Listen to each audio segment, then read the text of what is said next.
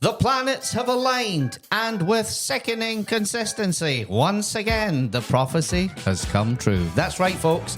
It's time for another episode of the Roundtable Rethink podcast with me, just off an aeroplane, your host, Uncle Paddy, joined every week by twin brother and spare parts Ben, Andy, the world's greatest asshole. Woo! And Come of course, on now. we hate doing any of this without Bestie, the Sage, Stevie Tel Avivi. Good to see you back from Ireland, Paddy. We are back again. So this week we'll be discussing only one thing. We've threatened for about 4 weeks in a row to try and make a shorter episode. The episodes have been creeping.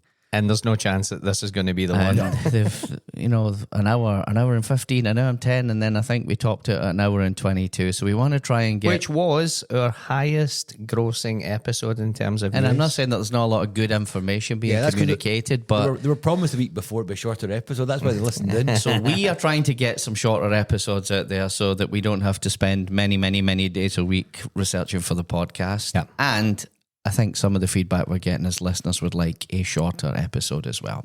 So we're coming off the back of our entrepreneurial breakdown.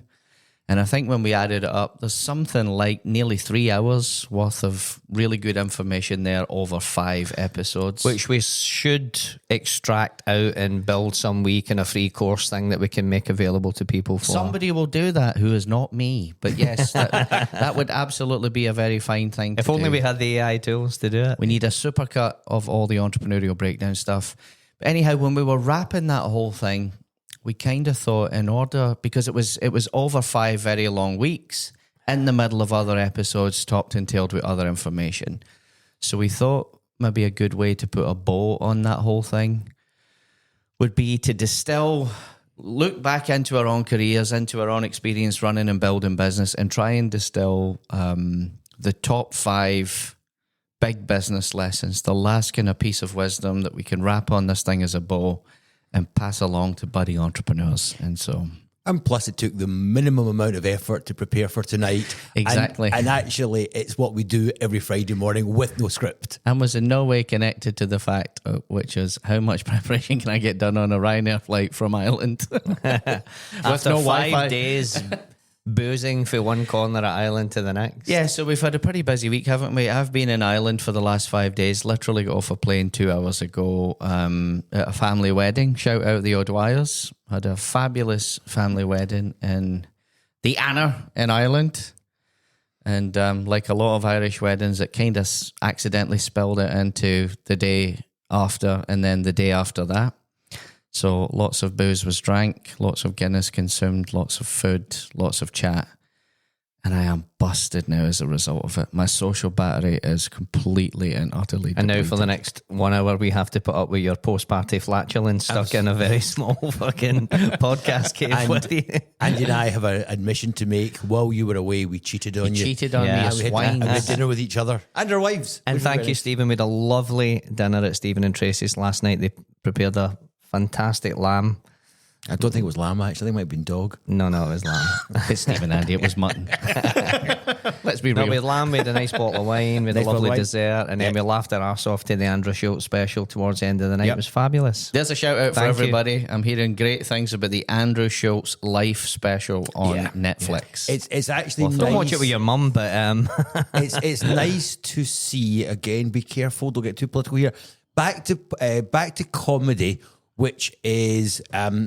which bumps up against a lot of boundaries that he might have been closed down for a year or so ago, a couple of years back. It was very edgy, but it was freaking hilarious. funny. Well, when I kick you out of here after this, what I'm going to go and do is go and watch that.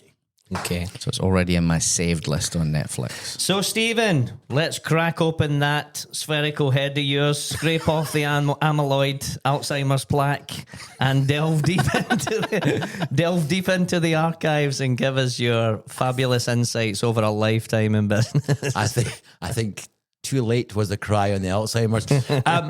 So trying to think about the things that, could you go back, do it all again? What were the things you take away? The first one that comes to my mind is, and everything is simple. It just as complicated at the time. Hard decisions, easy life. Easy decisions, hard life. And that was my number one. I look back at the things in my life where I basically wimped out, where I didn't do what I knew needed to be done. Business, personal, whatever. It never got better. Whether it was leaving a partnership, and I own this one, 3 partnerships. So the only consistency in all 3 partnerships was me. So I was the bit that was wrong. But each time, because I waited to move on for a variety of reasons, it made it harder, more fraught than it needed to be. Mm-hmm. Whereas when you do things clean staff, when you have a member of staff that isn't working, and of course you need to do all the things around that, work with them, help them, program. But eventually when your gut tells you this isn't right, you need to make the cut. Putting it off never works. So that simple thing, when you make the hard decisions, they are hard, but my Lord, they're right and it makes life easier. Putting them off just makes things worse for longer, and you're invariably left with the same, you're left with a bigger pile of doo-doo to deal with when you need to. Do you find there's an age component to that? Do you find that the hard conversations get easier to have as you get older? The whole purpose of today, and this is the bit that is... Because you're quite blunt. You're very... No, but you're it's one of the things I love about you. I mean, you're very honest, and you're very honest to a fault, and you're blunt. You don't sugarcoat anything. You'll go, Paddy, you're fat. You need to lose weight. And I'll go, fuck, he's right. I think you are right. And that is the whole problem, I think, of these types of talks. You can only tell people what your experience is. They need to leave it. They need to learn it or live it for themselves. Yeah. If I went back and told the 20-year-old, I often thought of it like being on the edge of a diving board. And I remember as a kid going to the edge of the diving board at East Kilbride Pool, the kind of 12-metre high one, or whatever it was like really high up, getting to the edge, looking over, went, fuck that. And I'm walking back. And try to fight your way down through the queue of 30 people waiting on the ladder. People shouting at you, wimp, wuss. And the reality of it was, I'd rather have put up with the mockery than actually face that very short jump. Yeah. As you get older, your skin gets thicker. You learn the abilities, and I suppose it's that thing about the sooner you can learn that ability to make those hard decisions, those hard cuts, the happier you're going to be. Yeah. So it's absolutely an age thing. Absolutely an age thing. And investing in the vocabulary to be able to have those conversations without maybe unnecessarily having to upset people in a way that you maybe would if you had less of a vocabulary. That was the point I was going to make. It's one thing being able to do it, but then negotiating that so that you don't river quay the fuck out of every bridge and conversation you ever have in every relationship you have while you're being candid and being direct is the skill in the whole thing. Absolutely. And I think there is a skill to that, but I think that you can't even start on that skill until you can actually find that bit inside you that says, I need to do this. This is right. And when you do make the right decisions for you, you worry about how it's going to affect the people around you, the employee, your partner, your business associates. But actually, they are all going to be happier quicker. Yeah. You're actually doing them a favor, but it's your belief in how it's going to impact on others stops you. And realizing you're not in control of what's and good I think for them. the conversations have to sound really human in order to work. Absolutely. If they're like, HR has given me disembodied a script. Stephen, thank you for coming to the meeting today on Monday, the 21st of April, 2000. Do you know what I mean? Like, if you sound like some disembodied HR fucking robot trying to have a tough conversation or to hold somebody on the team accountable who might not be performing, the conversations are best done if you just sound human and if you deliver it in a very human type way and try and avoid personal attacks or demeaning people. Just kind of focus on the facts, but be clear about it, hold them accountable, and then make it very clear what's required in order for us to move past this. Breaking up or making hard decisions is not about confrontation. It's about expressing your needs in an appropriate way. Yeah. And you shouldn't see it as a fight. And I think that's a very good point. We'll maybe talk about mindsets a bit later on again. But as that kind of mindset, you shouldn't see it as a scary thing. You should see it as a good thing, a growing thing, a good thing for you and for the people around you. Yeah. But it starts with that. Stop avoiding making hard decisions. It's just going to come back and bite you in the arse. That's a strong one, mate. Strong one. Good one to get good opener. off. Thank you. What else you got? Oh, Me again. Yes. All right. We're supposed to do 5. Oh, I've got 5. It's not we're going to go around the table, but I will just, yeah. That might be a way to do it. Why don't we round robin it and then we'll all get 2 hours and it'll just save us having the same voice for 15 or 20 minutes. So the one that I wanted to open with was this. Again, the older you get, the less you realise you know, but we do have our experiences and we have all had a wee bit of success in business and stuff, and we have learned things through that. And I was just thinking, you know, if I had a young guy or gal that I was mentoring that was opening the door to their office to go in and do their first day in business, what are the useful things that you could tell them for your own journey? And for me, one of the ones was consistency beats complexity. Yeah. In business. I have noticed through my business career and working in different companies that there are really only a small handful of revenue generating activities that drive most businesses financially. Like literally 2 or 3. Mm-hmm. And it's the ones that you think you are. It's like, did you make the sales calls? Did you post the content? Did you refresh the ads? And what I've seen play out consistently over time is that the companies that can do the basics consistently, so really the cadence becomes a non-negotiable. So whether it's making those 70 sales, follow-up calls a day, or posting those 4 bits of content across 5 different platforms, and so on and so forth, I have seen it play out that the companies that do that consistently, and the only variable is how good you get at it.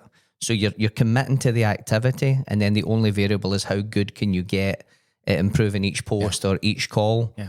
I have seen that play out as a winning strategy over time for the companies that have, because what most companies do is they throttle up and down their intensity depending on how the business conditions are at the time. We've been guilty for that in the past as well. If you go through a wee purple patch and things are coming easier to you, you tend to kind of dial. You don't make as many outbound calls and you don't, And then if shit hits the fan and you have a really bad week or you have a really bad month, everybody fucking panics and jumps on the phone and starts texting people and starts posting content.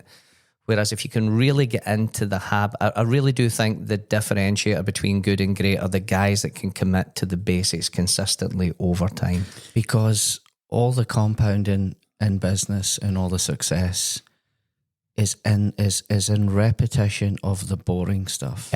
Yeah. Like that's where it all worked for us. It was just like once we found things that worked, we just did them over and over and over again, and then found ways to do more of that thing more often.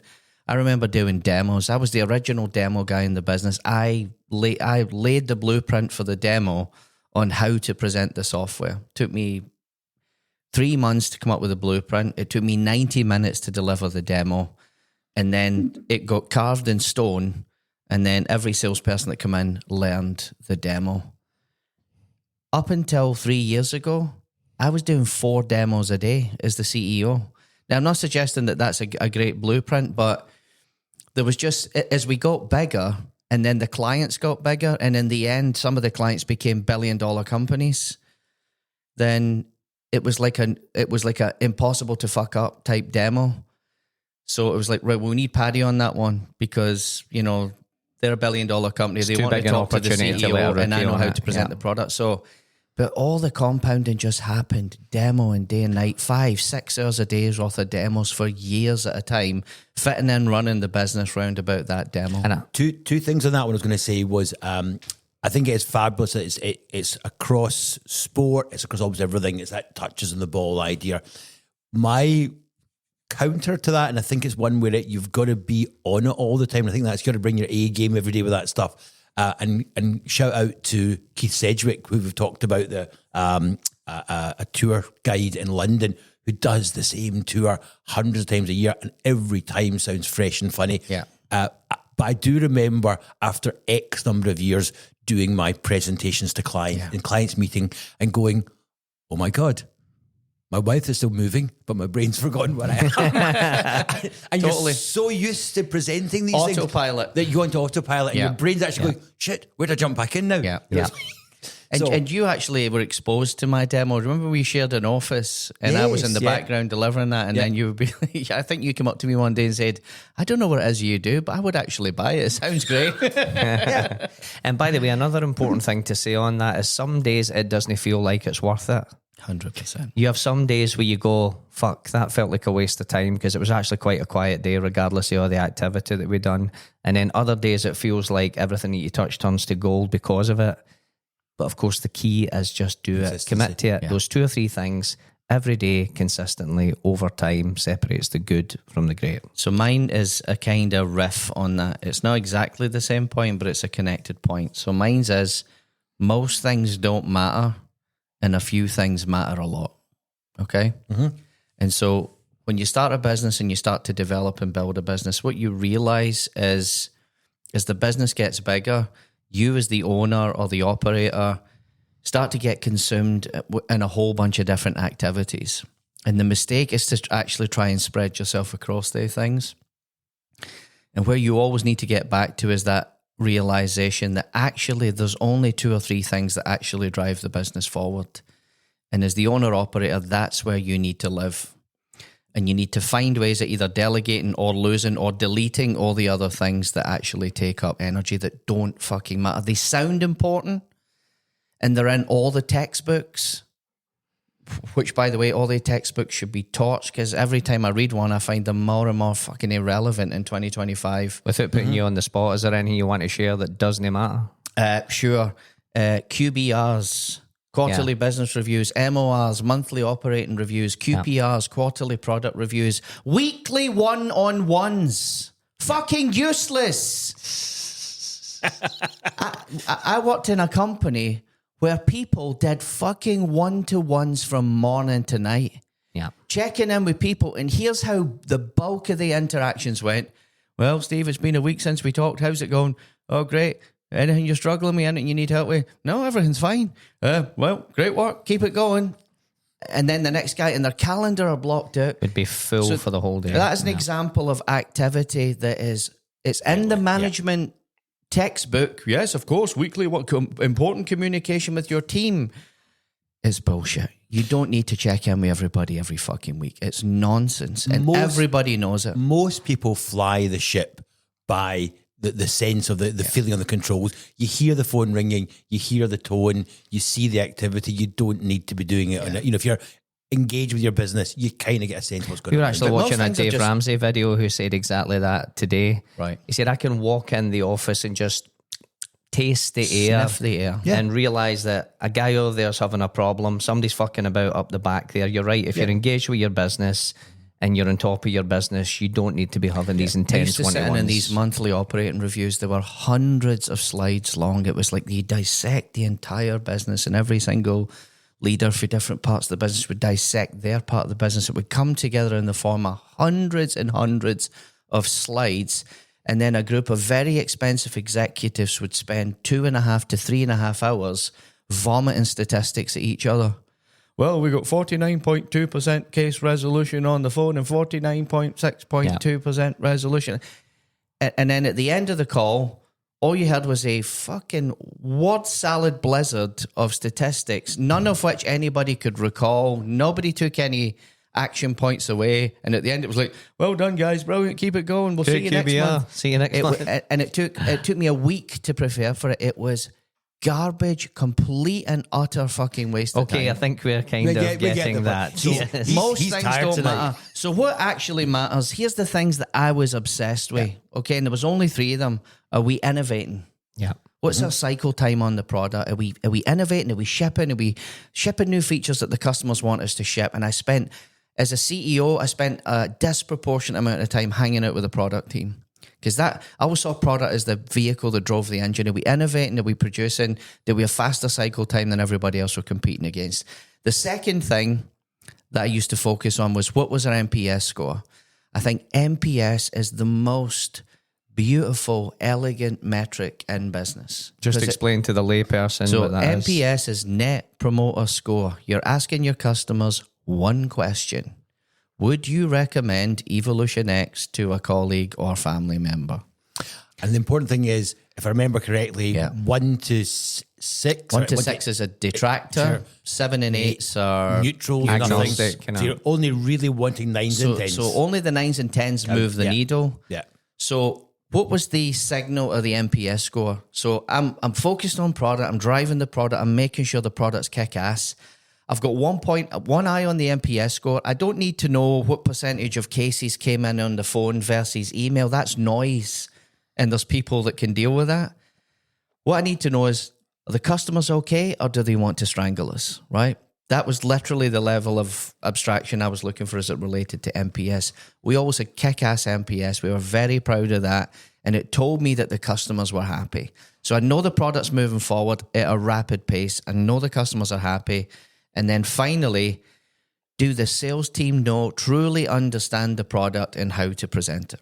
And they're the 3 areas I spent the overwhelming majority of my time. And that didn't mean there wasn't 900 other activities that I needed to be engaged in running a very large business. But they were the 3 where I could spend 80% of my time. So to budding entrepreneurs and guys starting and building, figure out what the 3 or 4 things are for you, and make sure that although there is a whole bunch of other busy work you could do, you have to spend your time in the thing that's going to help double and triple and quadruple and compound the business over time. Woo! Fire first round, boys. Pareto's law, 80-20. Yeah. So I'm going to move on. I've got a couple I'm going to come back to in a second. But the one I wanted to talk about was deciding what you want. Be clear on what you want, and that sounds obvious, but more importantly, being clear on the price. So many times in life, we decide that we want to do something in business. We want to, so you talked about innovation. Well, innovation costs. I always used to love our talks. We said, how long will this thing be till it's ready? 4 to 6 weeks. 4 to 6 weeks. At all times. Martin White, Yeah. good luck with the house. We're ready in 4 to 6 weeks. So 4 to 6 weeks. There's always a price. If you want it to go faster, then it's more money. If you want to be more successful, then it's more repetitions, which is more time, which is less time with the family. If you want to put up your prices to get more fees, and you might lose customers off the back. But there's always a price, and people have this unitary thought sometimes that doing something is going to change everything. And they don't always understand the price. And making your staff report more, you're going to tee some of them off, not giving them the reviews. You may get the salary reviews. You may increase a margin on profitability. You may have a problem with staff. Retention, yeah. Just working harder, which was the way I used to be. You end up not spending enough time with your family. There's always a price, and understanding the price and being honest with yourself and being satisfied that you or your team or your colleagues are happy to pay that price.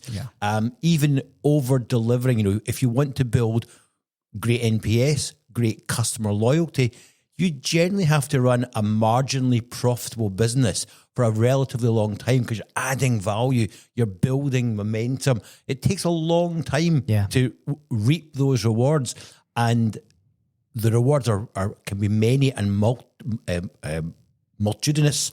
Multitudinous. But it might take you then a number of years of living in a pretty tight margin together. So I think that really resonates me with that one. I think there's so many young people that are titillated with the idea of starting a business because there's so many. Well, they're titillated with the idea of ideas. Yeah, so but the point I'm making is there's so many success influencers online, and they're showing the trappings of success after you've got a successful Go out there and business. fly on a private jet, put it on a credit card, because once you come back, you'll never want to fly any other way, and then it will force you on to build a business. Everybody engaged in that, die! Sorry. No, the point I was really making there is that I think people love the idea of it, but to Stephen's point, we all know just the relentless amount of pure graft that it takes to build something of any substance or value over a long period of time. That's what I mean. And it's not my experience that you can do it whilst having tons of free time, and there's the other side you have of the to coin. be a lopsided person. There's to the do other it. side of the coin as well, which is, and I hear this a lot at the moment from students, young solicitors I speak to, who want to have a reasonable paying job, working for a good company with good standards.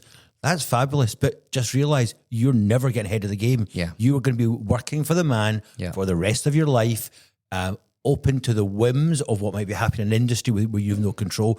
And that's also okay. Fine. That's also okay, but there is a price to be paid. Yes, exactly. So it's not all about entrepreneurialism. No. It's understanding that all decisions have a price. Yeah. Okay. I like it. Okay, my second one was the whole concept of being, so any young, again, entrepreneur getting into it. And as predicted, we're already 25 minutes Yeah. into the episode. This You is want heading to for be 2 hours long. Great, brilliant. So you want to be an unbullshitable generalist. That is the ideal situation to go into entrepreneurship, and it's actually easier than you think.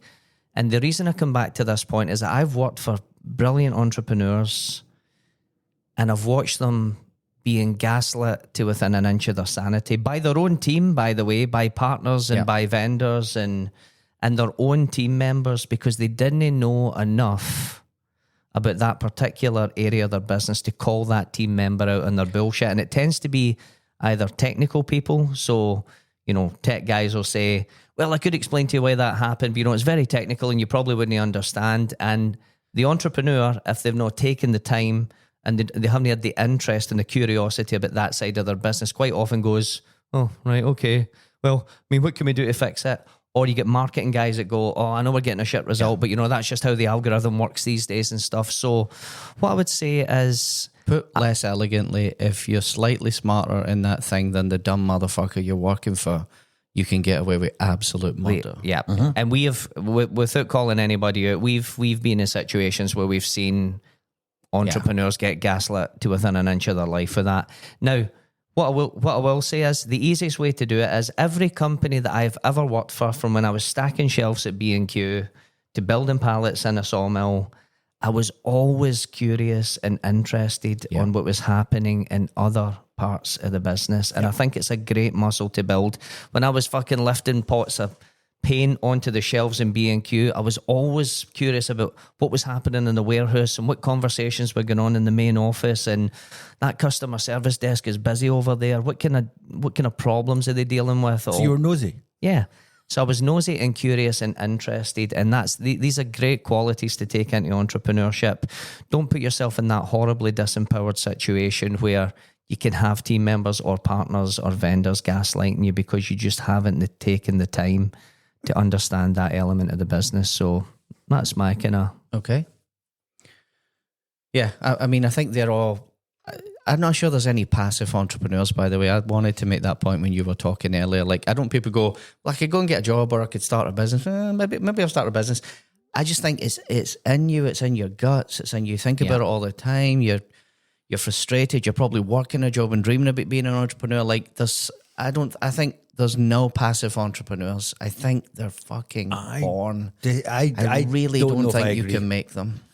I don't know if you can make the great ones. I think that many people sit on the nail. They sit in the nail, and often they'll sit in the nail for their whole lives. And miserable, but not quite miserable enough to do anything about it. And I often, I'm speaking to a lot of people just now that are reaching a retirement moment. And I always like to ask them, what was the thing? What was the thing that pushed you to retirement? And usually it's a health thing, a family thing, but there's something that's made forcing function. So I think that many people come to a moment in their life, and it's either, for me, it was getting stitched up by a partner, and realizing, or by leaving a firm, getting stitched up by a partner, and that was the moment you thought, no, enough's enough. I'm going to push out. So I think you do get pushed to that moment. Yeah. Okay, Paddy, what have you got to wrap up round two? So mine says big things take time. So the business gurus of the world have taught us to think in 12, 3 and 5 year increments. Make me a 3-year plan. Where do you see yourself in 5 years? Give me a 12-month cash flow forecast.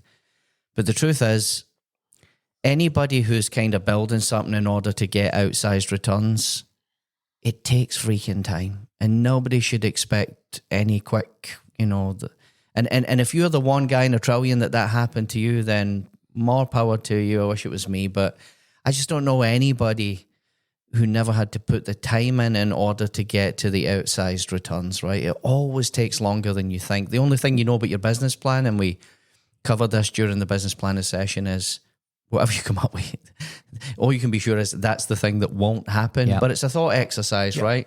So things happen over time, and I always think the reason things take time is it takes time to develop that deep bench, that depth of expertise in the team in order to be able to do great things, right?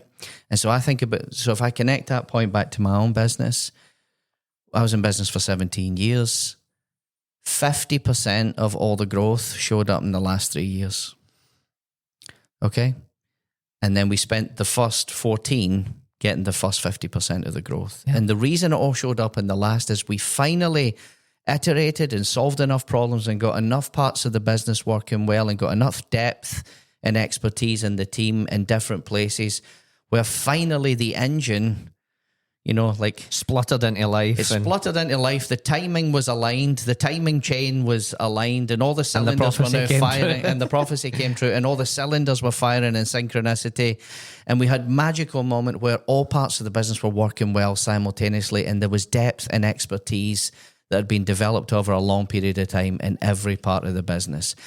And we'd continue to iterate on the same things that had worked for us, and we never tried. We did one thing our whole business, right? And I never built an e-commerce platform and went, well, I'm 5 years in, I've got hundreds of customers now. What else do they need? A CRM. Fuck it, I'll build a CRM as well and try and sell them a CRM. We just made the e-com better and better. And we did that for 17 years. And the other side of that story, and I sat with many clients over the years who ran successful businesses, sold them, and then took all their money and put into a second business, which went burst. Yeah. And the reality of it is that you spend a lifetime getting scars, making mistakes, and so much of it is trial and error. And that is not always, and it's why the serial entrepreneurs are such a rare breed, because it's very hard to take those lessons and move them straight into another industry. So it's exactly that. If you're going to go somewhere else, realize you don't start at £1 billion, you start back at the bottom making mistakes. And everything's possible if you add time as your constraint, right? So it's like, if I had $1 million business, you get silly people who go, right, we need to double every 6 months or double every 90 days. Well, if you just grew at 10% a quarter, right, and you did it for 10 years, you'd have a £45 million business in 10 years' time. Are you all right having a £45 million business in 10 years, Stephen? I am. And so you're only trying to split the atom. You're only trying to get wild, outsized goals that nobody can deliver on, and everybody gets demoralized. You're just trying to compound interest. You're just trying to compound. Yep. So think about running your business like if you're in a position where you've got a few quid put away, or you've got some money in a pension or whatever, you've got some investments, ISAs, pensions, and you're sitting down with a financial advisor. No financial advisor sitting talking to you about a 2-year plan or a 3-year plan or a 5-year plan. They're talking about compounding the money over 10, 15, and 20 years. Yeah. And so think about your business. Embrace time. Yeah. Use that time to develop depth in the team and in expertise in different parts of the business. Then couple that with the previous point, eliminate all the things that don't matter and have the people focus on the things that matter, and just sit back and let the compounding happen. Woo! Round 2 in the bag. And we're 35 minutes in. I'll make this a quick one then. So again, keep it simple. 2 lessons, I'm going to join them together. Be greedy, be lazy. Mm-hmm. And again, I've said this a lot, but what does greedy make you? Greedy makes you cost efficient. Greedy, and look at your costs constantly. What can you cut? Don't spend money unnecessarily. Find ways to make profit. Find where the money lies. So that constant looking at the financials all the time, running the business as close to a shoestring as you can within reason, without damaging the business, without allowing growth. Be lazy. Learn how to do things efficiently. Find the quickest, the simplest way to do things. Now, when I say be lazy, I was still getting up at 6 a.m, not coming home till 8 o'clock. Yeah, I think that's a good qualification on that point. But with both of these, it was about efficiencies. It was about being greedy makes you financially efficient. So back to that point about no point going out and buying a jet for show. It gets you nowhere. Yeah. I'm not going to shout, but yes, you're right. Die. Being lazy is about constantly looking at systems, processes. Where can I save time? Where can I get time back?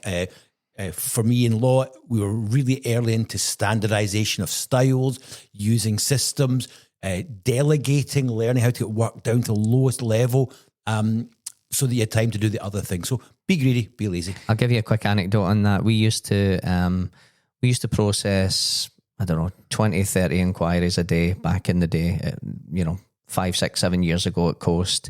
and every single one of them we processed manually. So we would go to the band direct, get a price for that, figure out, and our entire day was made up responding to 20 inquiries individually. And then once we eventually productized the band service, got real-time price and availability and stuff, now we can do 220 inquiries a day without breaking a sweat. So you're right.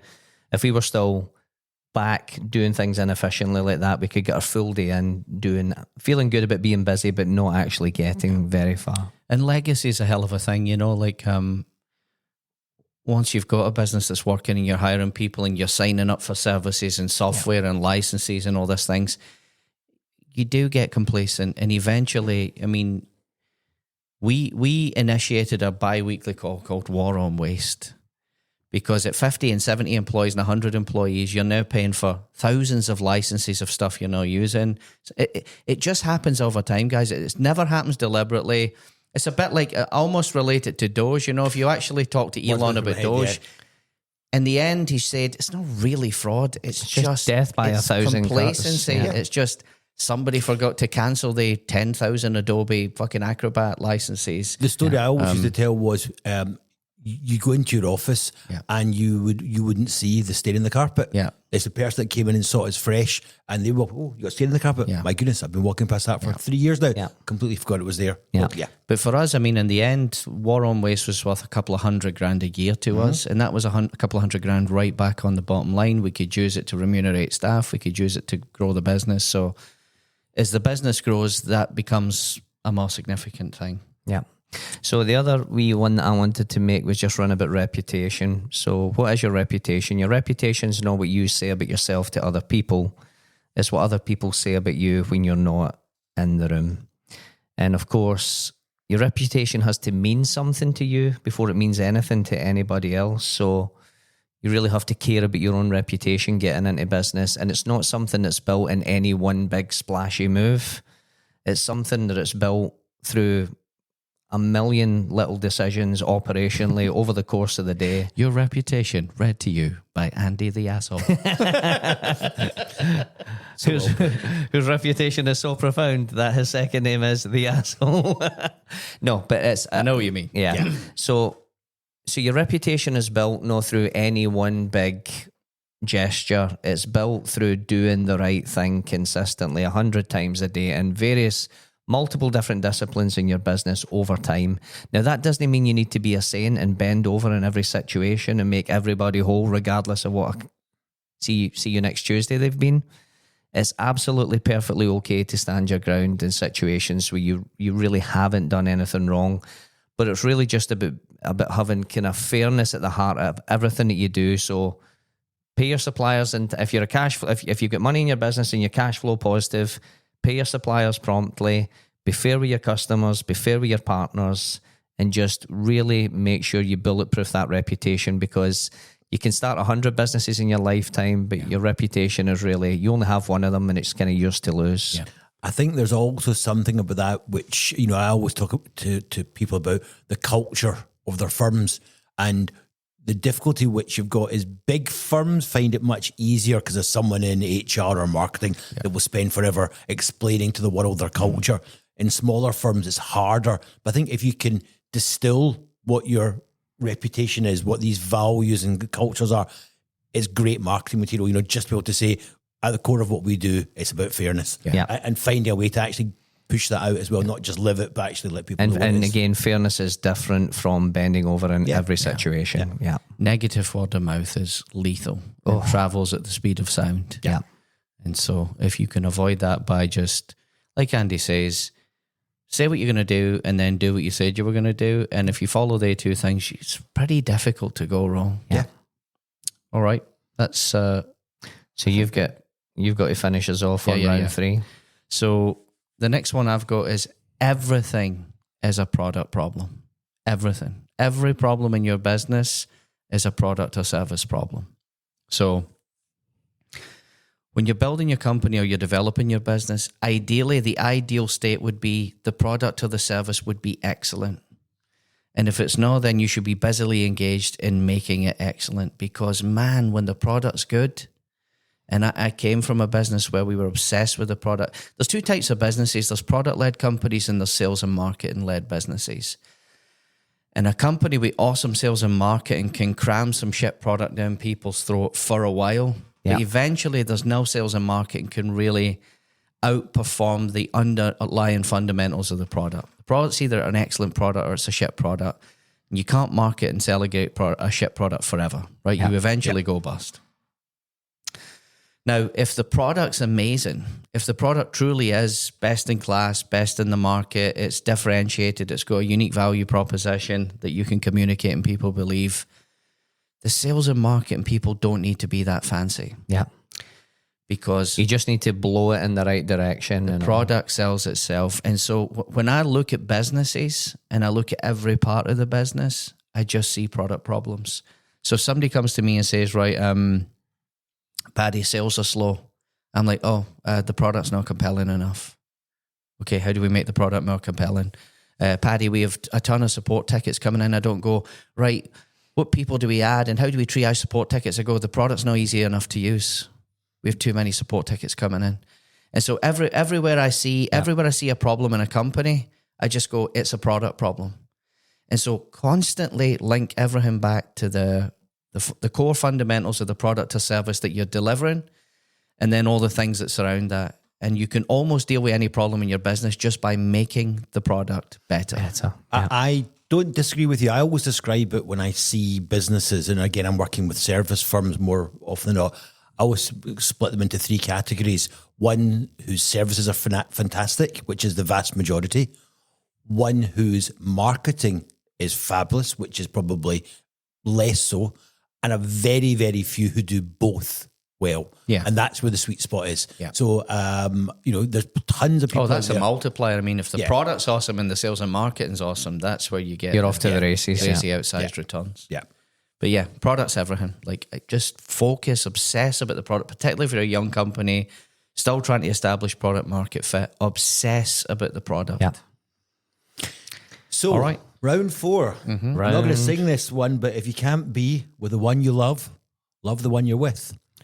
Remember the song? Yes. Yes. And I think that's my own experience. So I think you've got to have passion for what you do. Yeah. And my story, I suppose, was coming into a profession, legal profession. You end up choosing that age 16, 17 because of your exam results. Because why did I do it? Because my uncles were accountants and I didn't want to be the same as my uncles. So I had to do something similar. And you end up in this profession, and various points along the line, should I be here? Inertia, whatever, lack of courage. We talked about that earlier on. So find the things that you love doing. Because if you don't love it, it's a job. It's not a career. It's not a business. Find what you love doing. And in most businesses, there will be parts of it that you will love. And it's carving those parts out of it. So, for example, in law, I'm really lucky. I've now found business development, and I love doing business development. I get to spend my time with people, talk about marketing, looking at IT. It's a much more fun, and that was always the bit that I enjoyed in law. I loved the marketing, the doing the numbers, but I had to find the bit. I could have gone down a technical route, and I've seen lots of great lawyers doing that. But finding either a career that you love, and that would be fabulous, or finding the bits that you love and getting real pleasure. So because that's the only wee bit of that I was going to push back on. Should you do what you're good at? Should you figure out what you're good at and then build passion through it from being good at it and getting the rewards that being good at it provides you? Or should you do something that you love but you might not actually be very good at it? Oh, you have to be good at it. I mean, that's a prerequisite for any of this stuff, yeah. Yeah, and I think as a also, wee bit you don't get good at something unless you love it. I love golf, but I'm not very good, but I'm just okay at it. I hated demos. I was world class at them, but I hated doing them. Okay. But nobody did them better than me. But you did Nobody's done a demo. with the Trump posture there. No, but what you did is because you got good at it, Yeah. you probably did get a lot of self-esteem and, joy out it, because in the end you enjoyed the first 500, satisfaction. but the last 2,000 were hell. Yeah. But you also will have found other parts of your business that you loved, and therefore you do the other bits because you have to do them. I did law, I did all of the parts of law, but I managed to morph.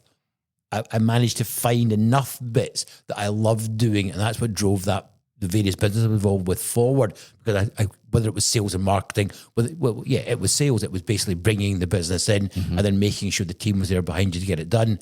But you've got to find a way. If you can't be with the one you love, if you can't play golf for a living, you got to find something like wedding band agencies where you can learn to love the marketing, the sales, the tech, and the rest. Do. I think you can learn to love your business. There's periods of time where it was just, I was tap dancing to work every day. And then there was periods of time where I could have thrown myself out a fucking window. Yeah. And so it ebbed and flowed. Yeah. And so I wasn't always in love with the thing I was doing. You kind of fall in and I think most people fall in and out of love with their business at various points through the year, depending on how you're feeling, what's happening in the business, and so on and so forth. Yeah. But the good news, Paddy, was there was always plenty of people there to hold the window open for you. No doubt about it. So my fourth one was, this wasn't really like a business or entrepreneur thing. I actually had young people in mind when I was thinking about this.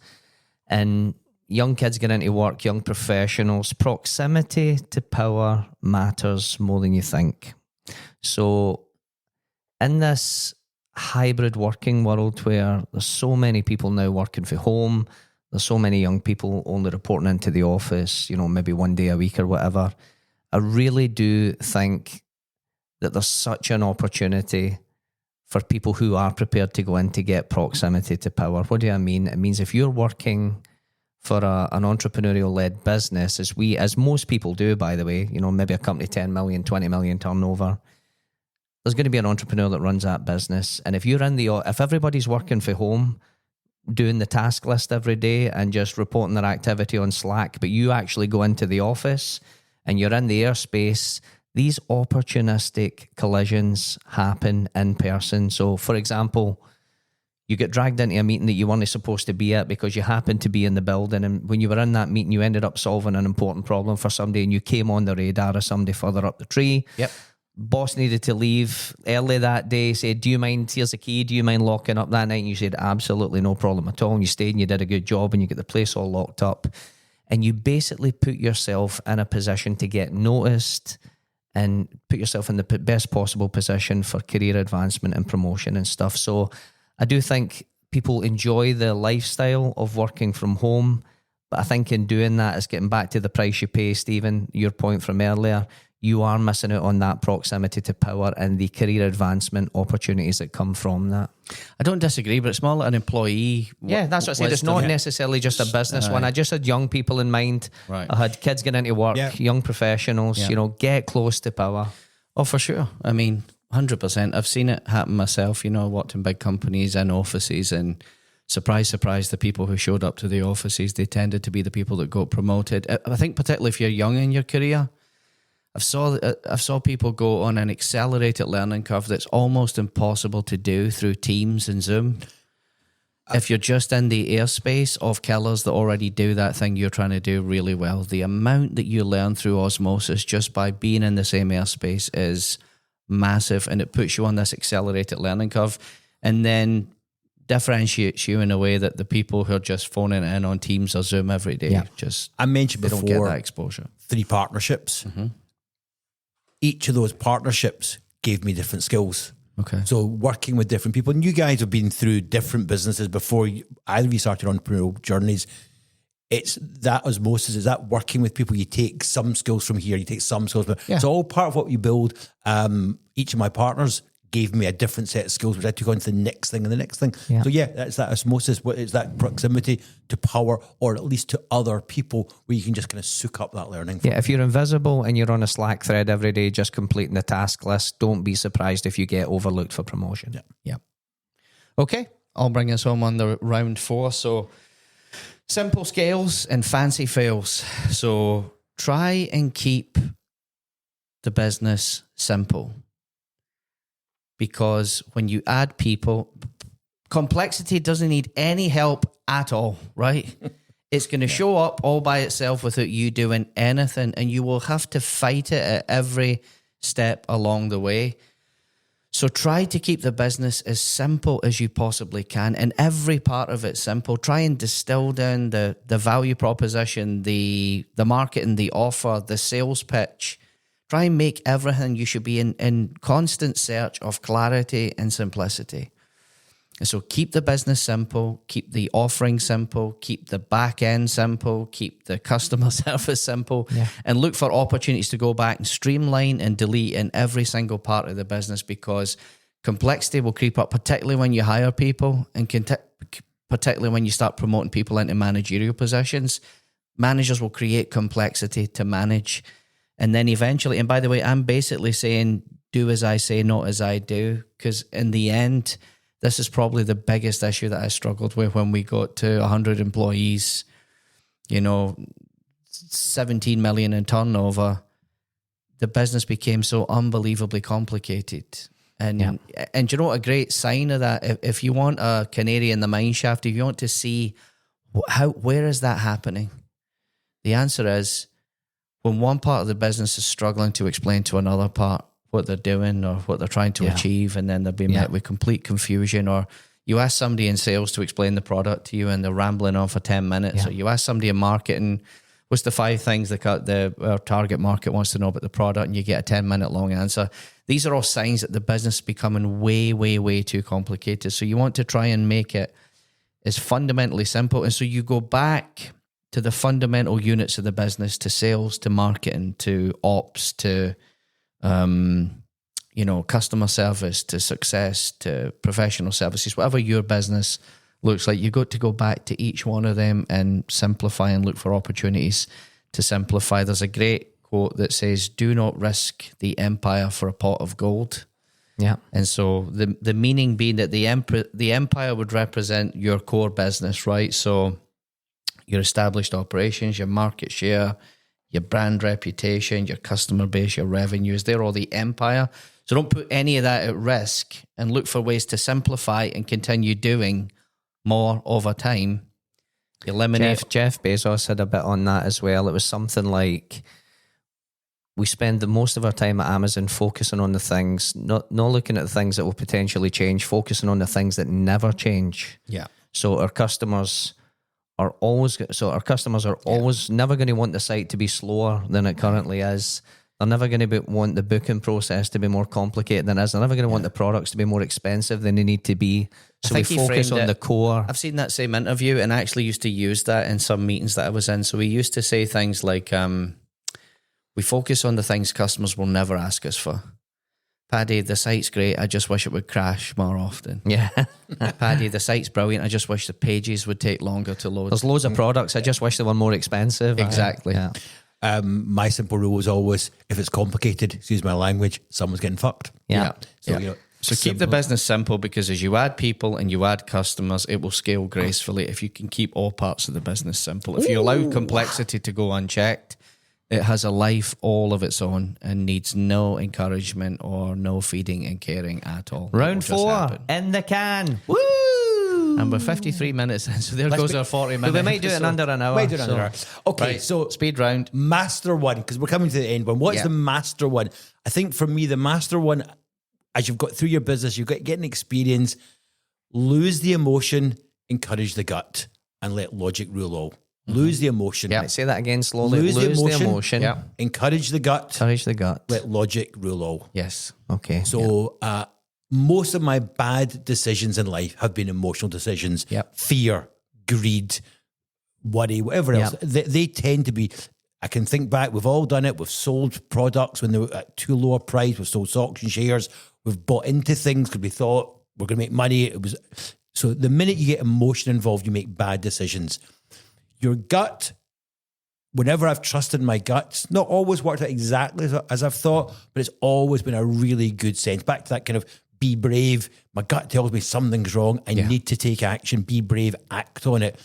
But ultimately, logic. Stop, think. Why is your gut telling you? How do you justify those? What is the worst case best case. And I'm sorry, I should give the chap a shout out. I can't remember who did it. Fear setting. One of the things I realised, I listened to a great session on fear setting. When you start to make decisions, we're worried about making decisions, work out, okay, if I do that, what could go wrong and how do I mitigate those 4 or 5 things that might go wrong? So look at what you're worried about, what's stopping you doing it. But ultimately, lose the emotion, because that's never a great way to decide on anything. Learn to listen to your gut and to trust your gut. That's much harder than you think, because we're all emotional, right? Yeah. And we all feel anger and fear and greed just as the way that everybody else does. And I think a belief, and I think it's one thing I love about Tracy and I, a belief that it will always work out. Yeah. You've got to be positive. Whatever we're going to do here, it might not work out the way we think it's going to work out, but it will always work out. And then you will look for the positives. And it all goes back to that whole thing of nothing's ever as bad or as good as it seems. Right? I mean, there was 100 times where I thought, well, this is it. We're going to lose the business, or we're going to lose this customer, or we're going to lose. And in almost every case, it never happened. Yeah. Do you know what I mean? And even when it did, you went, that wasn't as bad as I thought it was going to be. Left. Oh my God, X is left. And it was like, oh, it's like it never happened. Yeah. 4 weeks down the line, the business kept rolling on. So I suffered for that terribly. I'm very emotional. I think hyper emotional. I think we kind of picked up on that. And to some extent, it's a good entrepreneurial quality. And by the way, I accept your point. So this isn't a defense of it. I do accept the point that, particularly as the business gets bigger, you need to be more data driven, and you've got to try and suppress the emotions. But at the beginning, the emotions help you fire a team up. They help you passion, they help you create passion in other people. They help you convey the mission of the business to get employees and team members emotionally invested in the company. So emotions, a lot of founders are big emotional characters. Absolutely, yeah. I think about Benioff for Salesforce. He's a big Steve Ballmer. Yeah. Steve Jobs. Yeah. Yeah. It's a fucking tyrant. But I'm not saying that you should lose emotion. We shouldn't be robots. Yeah. What I'm saying is emotions shouldn't drive decisions. Decision making. 100%. Excellent point. Yeah. It took me, by the way, a long time to really master. I only mastered that towards the end of my career. Like I was extremely... What was that, like 5 minutes ago? So I'm going to finish off tonight with my kind of parting thought, which is, in 2025, focus is a superpower. So between infinite business opportunities, AI tools, Netflix, Spotify, and 1,000 other apps in your phone, all pulling your limbic system in 700 different directions at the same time, it has basically destroyed our ability to focus on anything for any length of time. And I really believe, particularly for young entrepreneurs, flexing the muscle of focus, setting up the environment to make sure you can focus, and doing that on a regular basis. If you can basically turn off your notifications, put your phone in another part of the room, put on a set of noise cancelling headphones, and do 46 hours a day, a good, solid, meaningful, structured work, I'm betting that you will fucking run over pretty much everybody you're competing 100%. against. And everybody's got their own way of doing that. Yeah. So, I'd say everybody around this table's all a bit ADHD'd up the wazoo, right? I mean, social media apps have kind of taken care of that for everybody. The scrolling, Infinite scroll, and so the next for me, dopamine hit is always what's for me is I have a concentration playlist on Spotify. I put noise cancelling headphones on, and I turn my phone on focus mode. I need that kind of soft piano music in the background to sort of drown out, quieten my brain down, and then I can get deep work done that requires me. And by the way, I have to do a version of that every week for the podcast, just to research and think and listen. I've got to... I don't know about you guys, I'm a hell of a one for sitting with my phone at night in my hand, something going on the TV. on the TV. And then if I'm really on it, I might have an iPad with a different video running with a pair of headphones in. So the amount of inputs is kind of... And by the way, I know that's crazy, but it's, No. I watch airplanes taking off and landing in 4K to relax. Yeah. But I used to watch gorillas eating stuff. I love this crunching, squelching noise. ASMR gorilla. Watch gorillas eating banana cucumbers. feasting. again, it's back to these truisms. That which is good is seldomly easy, and that which is easy is seldomly good. I have struggled for the last few years to read. I used to read voraciously and listen to any great entrepreneur, any great podcaster. They are devouring books, and I'm trying to get better. And there's something about taking in raw data or taking information. To take in real information, you have to sit, read it, think about it, digest it. So, you know, I'm trying very hard to get back to reading as often as I can. And understand how you consume information. That's the big Some one. people can't sit and read 25 pages of documentation, right? But Lee, my wife devours audiobooks because that's how she takes in information. That's how I and she learn as doesn't well. listen to them passively. She listens to them deeply and in a high state of concentration, and can basically parrot everything in them back to you verbatim. But that's how she takes in information. And I'm exactly the same. I learn audibly. So if I've got something long form, so again, for all the Audible listeners out there, or the people that learn audibly by listening to things, great top tip. The tooling for that has never been better. So you've got tools like Notebook LM from Google. Yeah. So I've taken a 25-page document, okay, that Gemini Deep Research built for me as a research kind of companion for this segment. Yeah. I then put it into Notebook LM as a source, and then I had Notebook LM turn it into a 25-minute podcast. Summarized all 25 pages of documentation, picked out the most salient points, created 2 synthetic podcast hosts who then played the important parts back to me, and then I listened to that 25 times. Now, I'm not just listening to them and then vomiting that out on the podcast. I'm listening to them as kind of baseline inspiration for this material, and then seeing if there's anything in there I can connect back to my your own career. story. But it's the only reason I told that story is there are new and incredible and fabulous ways to learn that are completely different to just grinding your way through. And I think that's a great point. And I was going to touch on that, learn how to learn. I used to really enjoy reading stuff by Tony Baizan, I think he was called. Okay. He was big into mind mapping originally. Yeah. He talked a lot about things like if you're going to read something, 10, 15 minutes is probably as much you want to do. Yeah. Short break, go back, recap, move on, go back, recap, move on. So none of us can sit and read. I certainly couldn't go back to a book for 2 or 3 hours. Yeah. So 15, 20 minutes. Go walk, think about that's specifically why I mentioned 46. I mean, I really think out of everything tonight, I think if entrepreneurs hear anything, hear this. Like, learn how to focus, set up the right conditions to focus, and with literally 46 hours, a good solid work a day, you will run over most people you're competing against. I think that's dynamite advice. Yeah. Okay. Paddy, take us home. Beware of the managerial class, the dashboard douchebags. So Steve Jobs has a famous video on YouTube where he talks about Apple were about to become a big company, and we thought we need to go and hire professional managers. So we went out and hired a bunch of professional managers, and guess what? They were all fucking bozos. Yeah. Okay? They knew how to manage stuff, but they didn't know how to do anything. Yeah. Mm-hmm. And so I've seen a lot of these people in my career. There is a class of people who just want to manage things. They themselves can and don't do anything, right? Yeah. So if you define manage as organize or direct the work of others, I cannot tell you how little value I put on that skill set. Yeah. Okay? So the professional managerial class, just for the same reasons we hate the professional political class, Yep. the guys who went to Eton and learned how to become politicians, and the only job they've ever had is a fucking politician. Yep. They've never done anything. I don't like the professional managerial class who went to uni or went to college to learn how to manage, and then they went straight into management and now they manage things, whatever the fuck that means. So I have very, very little value for the professional managerial class. And again, I agree with, don't take my word for it. Take the greatest entrepreneur who ever lived's word for it. Steve Jobs, who said, and I quote, "The best managers are the great individual contributors who never, ever wanted to be a manager, but reluctantly took on the role because no one else is going to be able to do the job as good as them." Mm-hmm. And back to Andy's point from earlier, let's take software development, the world I came from. Well, obviously, if you have a bunch of software developers, the person you want managing that bunch of software developers is an unbelievable kick-ass software developer, right? Yeah.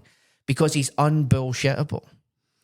And so if you have a killer in the field, in that role, in that position... And probably revered and highly respected by his peers. What happens? And then you put him in charge of a bunch of other people. the learning happens faster and the respect is automatic. Yes. The respect happens without having to be mandated. You get these douchebag I'm above you plastic- in the totem pole. Respect me. They go, here's the org chart. Look, I'm above you. Quick, respect me. And they don't realise respect cannot be mandated. It happens organically through and excellence. Yeah. automatically through real, recognising real. One of the best learning things I had in that, I hope it fits in here, was the peloton. You know what the peloton is in a big cycling race? Yeah. And I remember what somebody once explaining to me, you're only at the front of the peloton for as long as you can make it go faster than it would go if you weren't on the front. So whether that's a second or a minute or 20 minutes, once you cannot pull it along faster, you need to peel off and let the next person in line through, pick it yeah. up. Yeah. So great teams are the ones with the guys at the front, people at the front, peel off and let those behind them come through at the appropriate times. And occasionally you get a Lance Armstrong that is the peloton for the full race. Yeah. And only if he's juiced up. You get so terrible managers hire terrible people, and then the whole cycle. And then I've been in businesses where they were management drunk. Hundreds and hundreds of semi-supine, semi-translucent fucking, Amoeba. ghosts. You walk through them and you go, oh, what was that? It felt like I walked through a damp mist. Oh, that was somebody he manages ex. Do you know what I mean? These protoplasmic, semi-supine invertebrate jellies who cannot do... It's like poetry. Cannot do anything. But they're now managing teams of dozens of people. So I hate those people. You have to prove to me that you can be an amazing individual contributor, and only then I think do you have the right to go and manage a team that does that thing. And that's true in every other walk of life. We don't send the Olympic swimming team and then bring a fucking guy who's got a background in butchery or hairdressing in to manage the swimming team. We bring an ex-Olympic swimmer. Yeah. Andy Murray's coach is ex-world champion tennis player. So in every other walk of life, it's so obvious and natural, and yet that opinion seems to be super controversial in business. Let me push back on that one just a tad to see your thoughts on it. Because one of the problems is that, we've all seen it, you raise the top salesman to be a manager. And that doesn't necessarily make him a good manager of people. In fact, often the top salesman is not a good manager of people. So there is certainly, you shouldn't be a manager just by being a manager. But I think a manager takes other skills which are not necessarily the same skills. It's almost like team leader as opposed to manager, because manager assumes you're doing nothing but managing people. And I wouldn't have management as a full-time role. No. I think people have to Team manage. leaders. If people want to manage, they also have to also carry some work on their own. Yep. And on that powerful sentiment I'm of not hatred. finished. Oh, I'm not sorry. finished. There's more. Yes. And there's more. So to continue on that theme, the other thing about the managerial class is they create things in complexity to manage in order to justify their existence. So that violates the other principles that I've discussed on the call here. So it gets back to hiring. Everything comes back to hiring the right people up front. So I'm going to now tell you David Hannemer Hansen's, the guy from 37 Signals viewpoint on this. So he's all about hiring managers of one. Okay, if you hire the right people, and we all know those people inside our businesses, they don't need managing because they're self-starters. They run at problems, they identify problems, they run at them, and they fix them, and you find about it after the fact, right? Yeah. And they're not looking to have every part of their day and every single activity, directed to them By you. The self-starting manager of ones. I know loads of guys in our business like that. Andy Flint was one of a kind. Yeah. Andy Flint, we used to call him the customer whisperer, right? So, our most complex, our biggest, most ugly, where it had to go right, there was no margin for error, we'd deploy Andy Flint into that customer and walk away. And then 6 weeks time, Andy would show up and go, that's commercial life. And you'd be like, what? Yeah. Didn't he cause any fuss? Ran into 1,000 problems, dealt with every one of them, ran at every issue, communicated well with everybody on the team. So you can get around the need for this professional managerial class dictating every single instruction to everybody. If you focus on hiring the right people of one, you need to hire the manager of one type people. And they have characteristics, they're self-starters, they they crave autonomy, they demonstrate mastery, and they've got purpose. Yeah. Well, it kind of touches on something that we were talking about before the pod, and a shout out to my gorgeous wife, where I keep saying, helping is not helping. That we all struggle with people that want to help us. What most of us want, and people that we know and respect, is to be left alone to get on with our jobs. Yeah. And when we require some assistance, to be able to turn to someone and ask them, could you do this part? Could you help me with that part? So actually, great managers, as you say, are there as a resource when called on, rather than someone who pushes help down to people that don't freaking need it. And so much of what I've seen in management is just box ticking exercises. I've filled in this spreadsheet. I've created this dashboard. I've had a pointless, meaningless one-on-one where we talked about the same stuff we talked about last week, and their diaries are packed out with all these activities that don't mean anything. So he sums it up perfectly. To bring us home and put a bow on the whole thing, he said, when all this works, the results are astounding. Small teams of highly competent managers of one can progress at unbelievable pace. Left to just do their job, they get it done and are in turn rewarded with the precious job satisfaction of really making a difference, a personal difference. There's nothing better than shipping quickly alongside peers you respect highly. God damn. And if you hire these managers of one type employees, and sure, you'll get it wrong, but you need to fail fast, fire them, and get more people like that in, you can run a business with no professional managerial class. And I think what's been nice about all of that is they all interlink. Think about all the things we've talked about in the last hour or so. They all kind of 1 hour feed and into each 11 other. minutes. Yeah. Damn it. But there you go, guys. 90 years of combined business experience me. compressed down into an hour and 11 minutes. There's a lot of good stuff in there for people. So Yeah. I hope again, we will you need guys to. listening to this found some of that useful. And if not, I hope you at least listened to it, managed to fall asleep if you were up at 3 Yeah, I o'clock in hope the you used it morning. as ASMR to go to bed. But anyway, there you go. Episode 15 in the can. The entrepreneurial breakdown has now been done and a bow put on it. And now I think next week we'll find some other meaty subject To get our teeth into. But I think that was a good way to wrap up the entrepreneurial breakdown. I would love to be someone listening to this on Wednesday, Thursday, or Friday of this week. I suspect, we'll not go into it, but I suspect there's going to be a lot of stuff going down this week when markets open, when political decisions start getting made. So I'm sure by next Monday, there's going to be a lot Plenty of of stuff. shenanigans to talk about. And the Pope's dead. Oh, God love him. I wonder who'll be the next Pope. It won't be you, Stephen. no. Wait a minute. They're looking for an old, white, bald, fat man who's close to death. Who's close to death? You're a perfect fit. And on that note, Where do I sign? All right, guys. Episode 15 in the can. Bye-bye, everybody. Good night, guys. Bye, guys.